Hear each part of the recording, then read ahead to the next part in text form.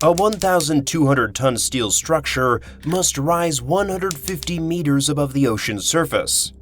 The crane doing the lifting is standing on water. Not solid ground, not bedrock. Water that heaves and rolls with 10-meter swells. And the margin for error? Millimeters. This is the fundamental engineering paradox at the heart of offshore wind construction. To harvest energy from the sea, you need to install turbines so massive they dwarf anything on land. The latest generation exceeds 15 megawatts per unit, with nacelles the size of apartment buildings and blades longer than football fields. But how do you erect these giants when the very foundation beneath your crane is trying to tear itself apart with every passing wave? Land cranes physically cannot operate here. The physics simply do not allow it. A crawler crane needs stable ground. A tower crane needs a foundation. In the middle of the North Sea, there is neither. The solution wasn't to build a bigger crane. It was to reimagine what a crane could be. The answer is a vessel that cost approximately $1.5 billion to construct. A floating machine so sophisticated, it can perform what engineers call the triple impossible. 1,200-ton lifts, 10-meter ocean swells, and millimeter precision 150 meters above water, all simultaneously. The consequences of failure at this scale are catastrophic. A dropped nacelle doesn't just destroy a turbine. It can sink a vessel, kill a crew, and set an entire renewable energy project back by years. But when executed correctly, this technology unlocks humanity's ability to harvest the most powerful and consistent wind resource on Earth: the open ocean. In Norse mythology, Sleipnir was Odin's eight-legged horse, capable of traveling between worlds and across impossible terrain. The engineers at Heerema Marine Contractors chose this name deliberately. The SSCV Sleipnir is the world's largest semi-submersible crane vessel, commissioned in 2019 after construction at Sembcorp Marine in Singapore. With an approximate construction cost of $1.5 billion, it represents one of the single largest investments ever made in a lifting machine. The vessel's vital statistics are staggering. It measures 220 meters in length and 102 meters in beam. That's longer than 2 football fields and wider than one. Its displacement reaches approximately 273,700 metric tons, roughly 301,700 US tons, or the weight of nearly 3 Nimitz-class aircraft carriers. But raw size isn't what makes Sleipnir revolutionary. The vessel features dual revolving cranes, each rated at 10,000 metric tons.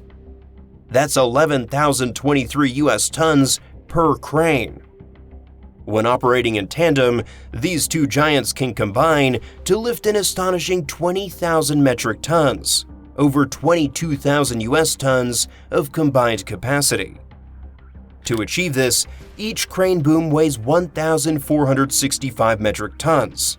Each luffing frame weighs 1,170 metric tons. The slewing bearings that allow these massive structures to rotate measure 30 meters in diameter, the largest ever manufactured. Each crane uses approximately 33 kilometers of 72mm thick braided wire rope.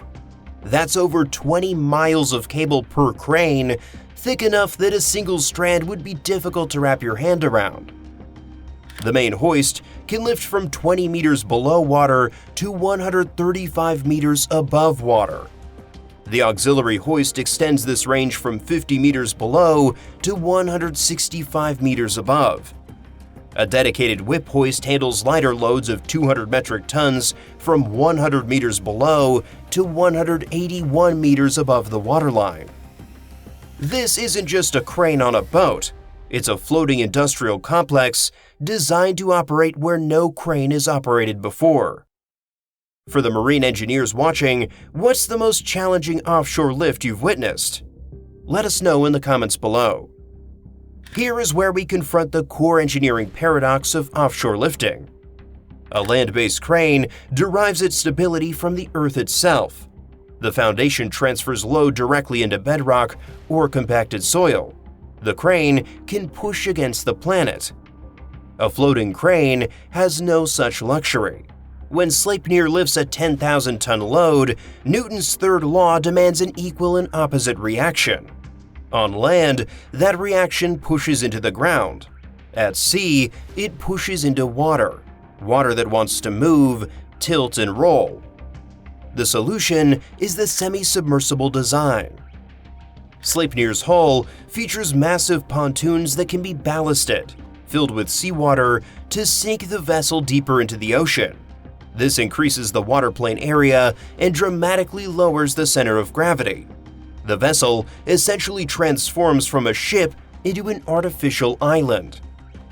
The design incorporates symmetrical columns fore and aft with rounded pontoons that minimize pitching and wave interaction.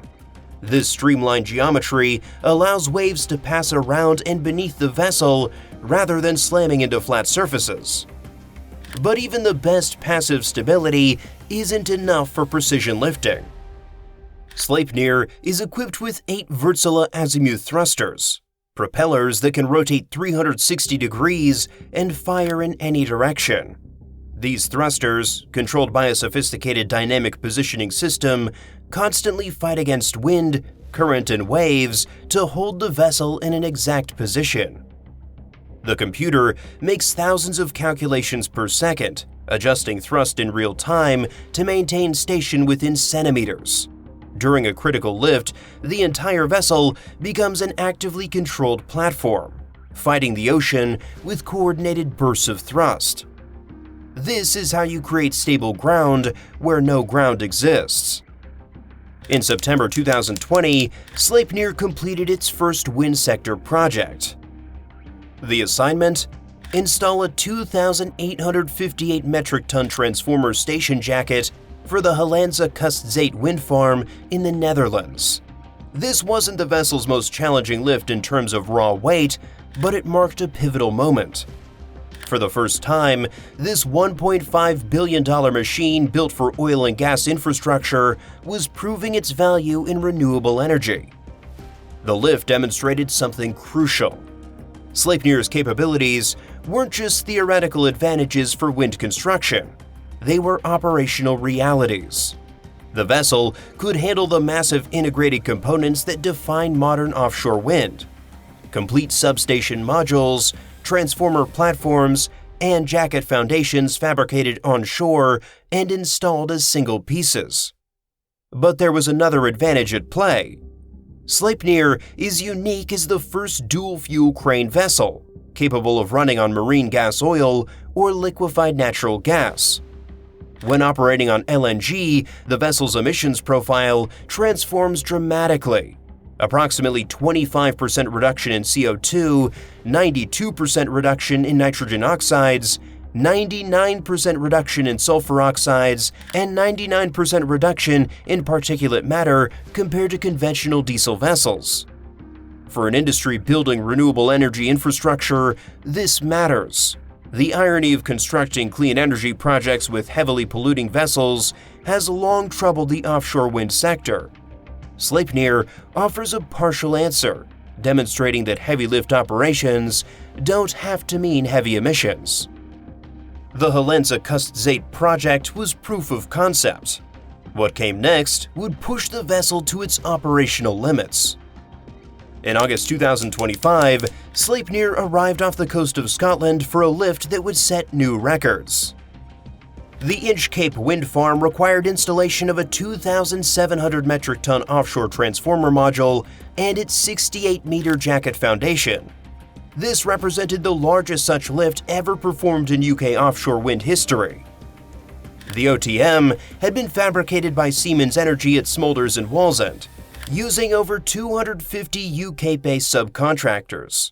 Thousands of engineering hours, hundreds of skilled workers, and millions in precision manufacturing, all culminating in a single component that had to be placed perfectly on the first attempt.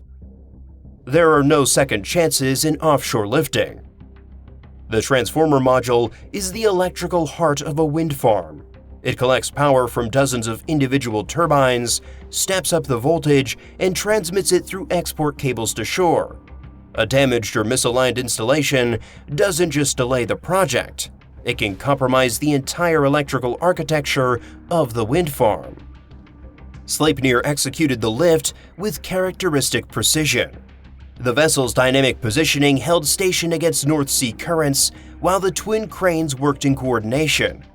The 2,700-ton module rose from the transport barge, traveled across to its jacket foundation, and settled into place with tolerances measured in millimeters. Inchcape Wind Farm is designed to generate 1.1 gigawatts of power upon completion. That's enough to supply nearly 5 terawatt-hours annually, sufficient electricity for more than half of Scotland's households. Full operation is expected by 2027. One lift, one vessel, one morning of work enabling clean power for millions of homes.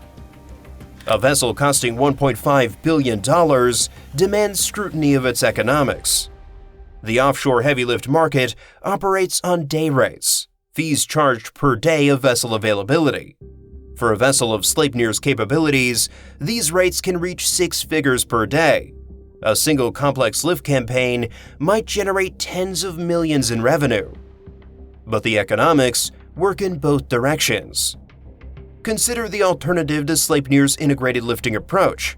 Without a vessel capable of installing massive prefabricated modules, offshore construction requires piece-by-piece assembly at sea.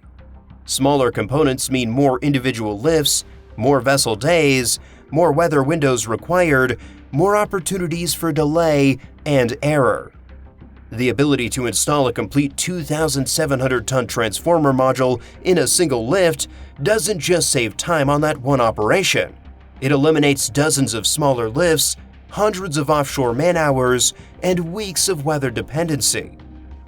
This is the calculus that justified a $1.5 billion investment. Sleipnir's diversified revenue streams provide additional economic stability. The vessel operates across oil and gas installation, platform decommissioning, and renewable energy construction.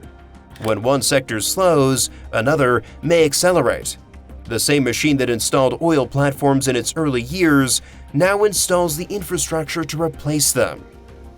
In August 2025, just weeks after the Inchcape milestone, Sleipnir completed installation of the jacket foundation for the East Anglia 3 offshore substation. This 1.4 gigawatt project, featuring 95 Siemens Gamesa turbines, rated at 14 plus megawatts each, will power 1.3 million homes when complete in late 2026.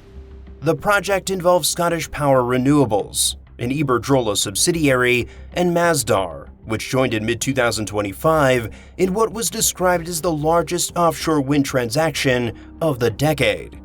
These are the scale of projects that justify billion-dollar vessels. Sleipnir does not operate without competition. The offshore wind sector has spawned a new category of vessels: wind turbine installation vessels, or WTIVs.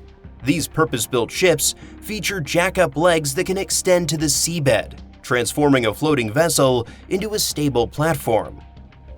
The United States recently commissioned the Charybdis, a domestic WTIV capable of lifting up to 2,200 metric tons and handling turbines up to 12 megawatts. DEME's Norse Wind WTIV features a 3,200-ton crane and specializes in XXL monopile installation. These vessels offer advantages in certain scenarios, particularly for repetitive turbine installation where their jack-up stability and purpose-built systems excel. But they also face limitations. Jack-up vessels require suitable seabed conditions and water depths within their leg reach. They cannot operate in the deep waters where floating wind projects are emerging. They cannot handle the massive integrated topsides that Sleipnir specializes in. The competition between vessel types mirrors a broader industry debate. modular offshore assembly versus integrated onshore fabrication. Sleipnir represents the integrated approach taken to its logical extreme. Build complete modules in controlled shipyard conditions, then install them as single pieces at sea. For now, both approaches coexist. The offshore wind industry is growing fast enough to demand every available vessel type. But as turbines continue to grow beyond 15 megawatts, and as water depths push projects further offshore, the physics may increasingly favor Sleipnir's massive lifting capabilities. What's your view on the future of offshore lifting? Do specialized WTIVs or versatile heavy lift vessels represent the better path forward? Share your engineering insights below. We began with a paradox. How do you build on water when building requires stability? The answer walks on 8 legs. From the 30-meter slewing bearings to the 33 kilometers of braided wire rope, from the dual fuel capability to the dynamic positioning system making thousands of calculations per second, Sleipnir represents engineering's answer to an impossible question. The vessel doesn't fight the ocean. It accommodates the ocean while maintaining the precision that construction demands. Sleipnir's legacy isn't just in the projects it completes. It's in proving that the scale of human ambition need not be limited by the instability of the sea. The same physics that make offshore wind challenging, the powerful, consistent winds that drive waves and swells, are exactly what makes offshore wind valuable. To harvest that energy, we needed to build machines that could work in it. Thanks for watching Hard Hat Industries, your source for serious machines doing real work. If you like this, hit like, subscribe, and turn on notifications so you don't miss what's next. Until then, keep your head down and your gear running.